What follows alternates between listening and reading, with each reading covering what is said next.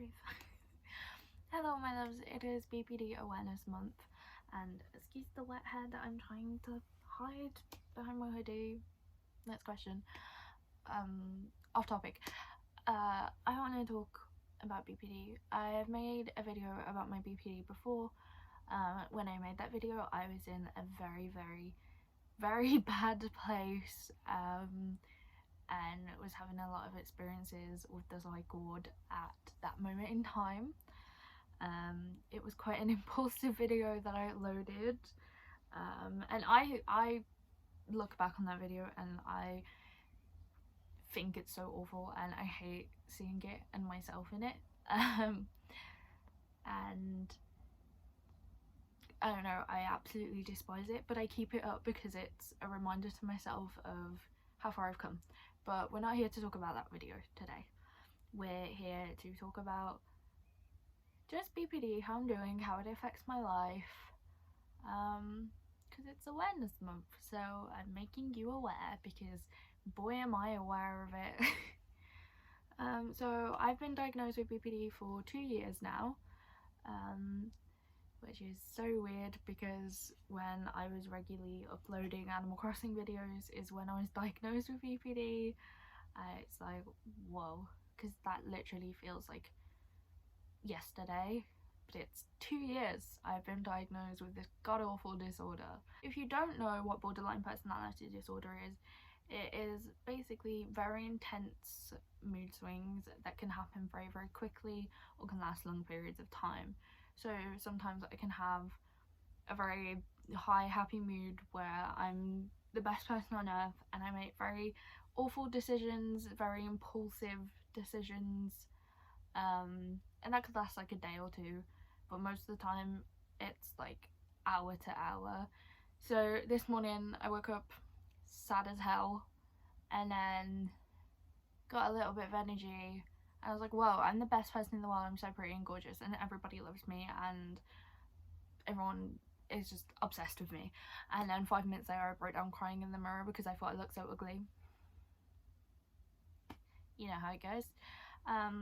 Other things about BPD is like idolizing people in your life, so like your partner, your family members, your friends, people that you've known for 5 minutes, but you can also very quickly go to despising them, hating them, playing them down in your head or sometimes verbally. And I would like to bring up the Amber Heard situation because I know that Amber Heard has recently been diagnosed and that has come out, and there has not been some very nice things said about people with BPD because of that. I want to make it clear that BPD does not make you an abusive person. BPD emphasizes what is already there. If you are an abusive person and you have BPD, it's not the BPD that makes you abusive, you're just abusive. And with BPD you may have tendencies to feel the need to get aggressive towards people, whether that's verbally or physically, but you have ultimately a choice whether you want to manage that or not.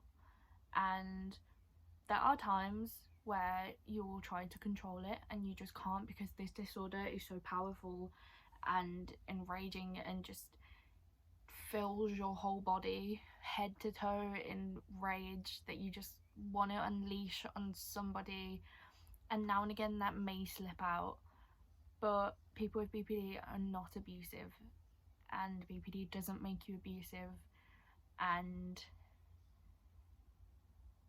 with BPD you have to be strict with yourself about going to get help and managing your symptoms, and it's a lot of hard work. And I really hate that people are using Amber Heard as an excuse to call all BPD people abusive and crap all over us and make this disorder that already has a really crappy stigma around it anyway have even more of a bigger stigma that just sucks ass. So please don't compare us to Amber Heard. Thanks, because if you do, you suck. So a bit of an update on where I am with my BPD. You're welcome to go and watch the really depressing video that I made like 2 years ago if you want. However, slight warning, it's very triggering. I'm pretty sure I had like a blaster on my arm at that point. It was not a good time, and I don't recommend watching it because it's just sad. It might not even be as bad as I remember it, but I remember how awful of a place I was in, and thinking about making a video in that place is just like, ooh, icky. But now I have moved out of that house. I live with my boyfriend. Done wonders for my mental health, not gonna lie. I have been discharged permanently from my psychiatric ward that I was under the care of. I never have to go back there unless I have a very severe relapse. If that is to happen, I still have contact with them if I need it. They won't contact me anymore, but I will contact them if I need them. I still take fluoxetine, which is my medication to manage my BPD. I take 40 milligrams, I believe. So I obviously still get mood swings, stuff with the whole favourite person thing. If you don't know what that is, people with BPD will often have something called a favourite person. This is where you have someone in your life that you kind of idolize, and they're this perfect person that can't do anything wrong, and you dedicate your whole life to them, and if they do a tiny thing wrong, you either have a mental breakdown or just completely despise them for the rest of both of your lives. So it's really fun having a favourite person. Something I'm actually learning to manage, surprisingly. It's hard, but I'm getting there.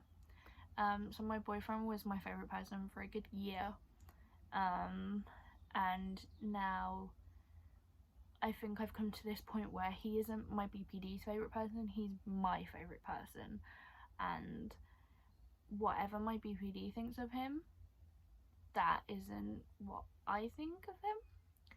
I love him and I adore him, but my BPD puts him on this very big pedestal, and the worry about that is if there's a tiny mistake in there, my BPD will just completely knock that all over. Whereas I know deep down that people make mistakes, and if he was to do something wrong, it wouldn't be intentional, and it's something that we can work through. Whereas my BPD would immediately be like, no, get out, leave, go, bye. And it's something I'm learning on getting healthier with for my boyfriend, because this is the only stable non-abusive relationship I've ever had, which is so fun for me, honestly. But BPD just loves to attract the narcissists, and I finally found a guy that researched BPD, isn't a narcissist, and can put up with my crap. So thanks, Callum, love you. Even though I tell you not to watch my videos because it's freaking embarrassing, but he watches them anyway, and he's also been in like 2, so when I say that I'm doing better and I'm managing my BPD, it doesn't mean that I am better. I still have BPD. This is a disorder that I have for the rest of my life. This is something I have to live with until I die. It's the most painful, lonely, traumatic disorder, and I hate that I have to deal with this forever, and I'm trying very hard to cope with it. I've come to terms with it now. I'm at a point where I know I have this, and this is something that I have to deal with and try and manage for the rest of my life. And I know at any moment in time I can just get triggered and go completely back to where I was 2 years ago and be in a psychiatric ward and have nobody in my life because I've completely self-sabotaged. Absolutely terrifying. But I am trying my hardest to not be put back in that place, and it is a struggle. It's so debilitating every single day trying to fight this disorder when you are trying to get better, but it just speaks to you. It's like another voice in your head. It's like this voice in your head that just whispers to you, like, ruin this, shout at this person, cry over this, oh my god, they're leaving you, leave them first, oh my god, they're leaving you, make a massive scene so they don't, oh my god, this is gonna happen, oh my god, this is gonna happen, oh my god, why are you even here? Like, girl. But good news, I am a year and a few months free from self-harm, and not something I spoke about very much on the internet because, you know, scary stuff. People are judgmental and say it's for attention, blah blah blah, but it is truly something that I am so very proud of myself for. It's something I struggled with for a very very long time, and my scars are healing. It's been a year and a few months, like, I'm just very proud of myself, and I'm gonna end it on that positive note because I just love I'm just so proud of myself. Thank you for watching. If you have BPD or think you may have BPD, I love you so very much, and I think you are an amazing, beautiful, wonderful person.